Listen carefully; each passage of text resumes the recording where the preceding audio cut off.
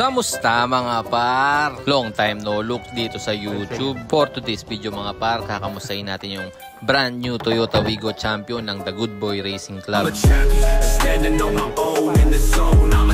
Hindi ka panipaniwala yung ginawa ng ibon na to mga par. Marami itong napahanga ng mga kalapatids dito sa Pampanga. Bukod kasi sa sobrang tuloy ng ibon niya mga par, ay super consistent at saka matalino talaga. Hindi siya nawala sa top 1 contender at nung Santa Ana ay nag number 4 clocker pa mga par. Marami talaga ang humanga mga par. Pero syempre hindi rin mawawala yung may mga mangilan-ngilan na magdududa. Hindi naman natin sila masisisi mga par kasi nga sobrang lupit ng ibon na to. Tara at kilatisin natin ang champion bird mga par at pakinggan natin ang kwento ni Jansen Baluyut aka YYY Love.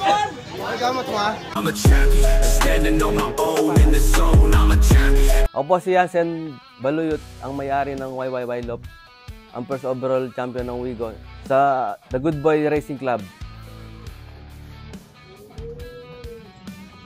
Nagsimula akong mga lapate April last year. First sabak ko sa karera, South UFC.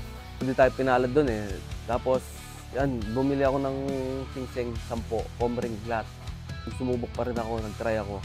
Bumili ako sa TikTok na lang, mga comring lang. Kaya ganyan yung ring ng champion. Kasi wala akong alam sa talaga, wala akong alam sa mga club ring. Ako marathon.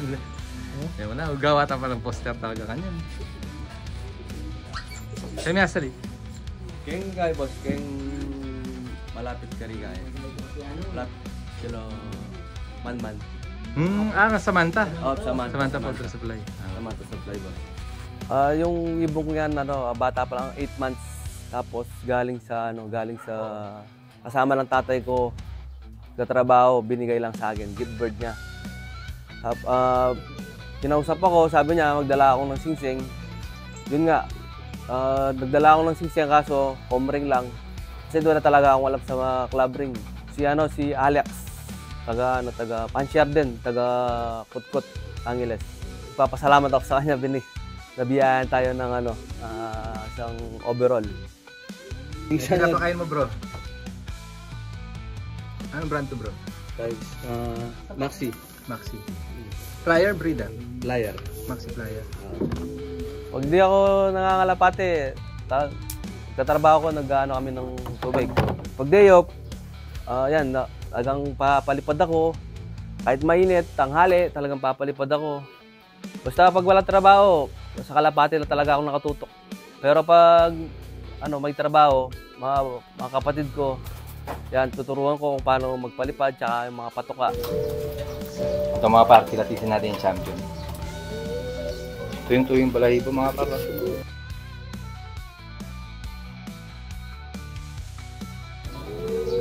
Breast muscle mga par.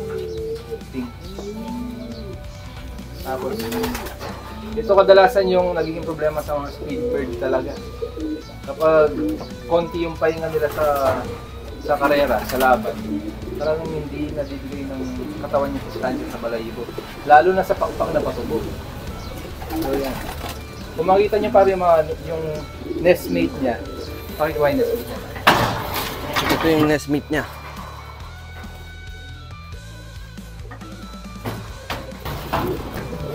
Yung nestmate niya pare, Taiwan din. Black check, mas maganda to. Bulbos. Tapos, buo yung pakpak. Dahil nga, hindi naikarera. So, yun yung pinagkaiba ng naikarera tsaka hindi.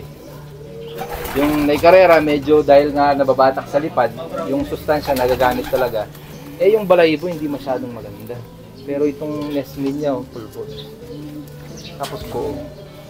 Tapos, napakaganda. Magkano to bro? Hindi ko alam ba. Kasi champion, hindi ko kayang bilhin to. Mahal to.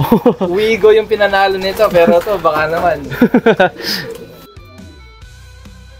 Boss, ito lang ginagamit ko pang viewing. Lalagay ko lang sa taas.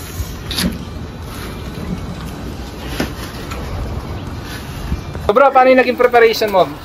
Basta ako lang boss, Monday talagang herbal lang talagang herbal. Pag hapon, tubig. Tapos pag Martes, probiotic tapos hapon na naman, tubig plain water lang. Pagdating ng Merkules, Bitmin Pro. Tapos, hapon, tubig na naman. Tapos, doon ko binibigay yung, yung Vitaboli. Pag Merkules na. Pag Webes hanggang Biyernes, plain water lahat. Plain water. Pag Pag arrival naman, boss, pagdating ng ibon, pahinga konti, tapos bibigyan ko siya ng ito. yung mga par, Ultra Energizer. So hindi Ito natin alam to hindi natin alam na gumagamit to. Saan mo nabili yan par? Bili ko sa kay Samantha. Samantha, Photo Supply. Sa tapat ng sabungan ni Manman. Sabungan ni Manman. Yan. Sa mga taga-Porac na ito. mag-avail ng ganito. Ito talaga yung sikreto. Kaya kaya nakapag-uwi tayo ng Santa Ana. Hindi, ito maganda kasi to sa recovery mga par. Yan. Ayan, nakapatent to dun sa sikat na brand ng gamot na sinusubo. So yun yung timpla niya, yung dosage niya. Kaya tapos may creatine pa siya, kaya yung ibon recover agad kapag nakainom na nito. So pwede na ulit isabak sa susunod na karera. So yan mga par, glucose and creatine. Pero may electrolytes yan at multivitamin. Siyempre tatak marathon po mga par. Dito may special guest. Hello! Shout out sa mga Marathon Flow user. Maraming salamat sa suporta. Mga kalapatids. Ayun mga par, kapitbahay lang namin to, hindi, kabarangay pala. So sa susunod na main road kami sa Gardenville. So napakalapit lang. Kaya masasabi ko medyo malapit na kami mag-champion din. Malapit-lapit na, kapitbahay lang yung champion. Malapit champion yan ba? Ay. Nasakya pa, boss. Ito daw, for sale. Let's wait. Yan o. Lakas ng ibon na to. Tingnan mo. May fret mark pa. Nabatak sa lipad yan. Nabatak sa lipad. Either nabatak o may problema sa sa molting. Ayan. Tawag dito flat mark. Kabila Ayan lang. Kabila lang rin. Parang yung nest-mate, no? Hindi, sinula ko yun. Ito kasi hindi lumipad, kaya maganda yung tubo ng pakpak. Ang ibon. So ano yung bloodline nito? Hindi ko alam bloodline. Hindi mo pa alam? Hindi ko alam. Hindi pa alam saan. So ngayon, unknown line pa to kasi ititrace pa natin yung parents niya. Kasi pasingsing lang to mga pa. Pasingsing lang sila. Alex. Mga kalapitids, ito yung champion. Ibon na kayo ha. Ganda ng ibon. Lambot ng katawan, no? Solid yung ibon. Alerto. Tapos malambot pa yung katawan. So magkano nga par? Hindi ko alam ba kung magkano yan. Hindi ko kunin mo ba kotse o cash? Cash siguro ba? Cash. Oo, cash. Ano yung plano mo sa cash mo? Sa cash price? Papagawa ko loob ko para di small loop. Papagawa ka rin ng business, ganyan. Siguro ba? Tignan natin. Ang klaseng business yan. Hindi ko alam boss. Mag-representation ka, kalabanin mo yung boss mo. Hindi ko alam ba? Cover. Tingi-tingi lang. Tingi-tingi lang. Tig-10, kada pa pupunta ng kay Samantha. So yung kailangan bigay mo dyan bro? Basta kapag pagdating tapos mga hapon na. Hapon. At yun na nga mga par. Ngayon alam na natin ang kwento ng champion bird ni YYY Love. At isang paglilinaw lang mga par.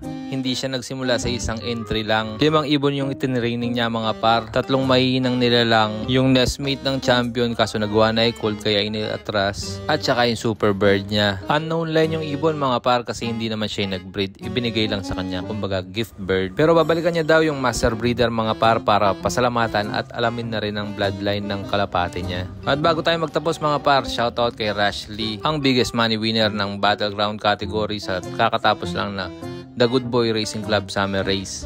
May rebanse nga pala tayo mga par, 600,000 guaranteed. Open race lang yan, pero mas malaki pa yung guaranteed niya sa mga Young Bird series. Dito kayo mag-entry mga par. Anli patuka tayo tsaka anli patubig kapag nasa pangangalaga natin yung mga kalapate. Available na rin yung mga singsing natin pang Summer Race 2026 baka naman. Shoutout din kay Rodney Samya na hindi totoong pinsan ni YYY Love. Ayan mga par, first overall champion, Wigo tsaka Old Bird.